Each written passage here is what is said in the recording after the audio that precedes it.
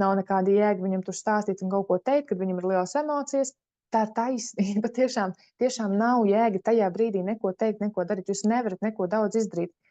Bet ja mēs preventīvi iedodam, tad mēs varam bērnam palīdzēt, jo mēs panāksim to, ka neveidosies tās situācijas. Mēs nevaram izslēgt to, ka bērna attīstībā tās situācijas kaut kad pa laikam būs, bet tās situācijas noteikti nebūs tik ekstrēmas, ja mēs laicīgi bērnu būsim tā kā apmācījuši, gan šādi komunicējot, gan piedāvāt viņu veicinot domāt par šīm emocijām, jā, saucot viņa emocijas un arī paši ikdienā par šīm emocijām komunicējot, un līdz ar to arī bērns pats zinās, kā viņš ar šīm emocijām tiks galā. Un ja šo dara jau no zīdainieša vecuma, tātad, kad zīdainis ir pavisam maziņš, sauc viņa emocijas vārdā, pirmkārt, jo viņam ir šīs emocijas.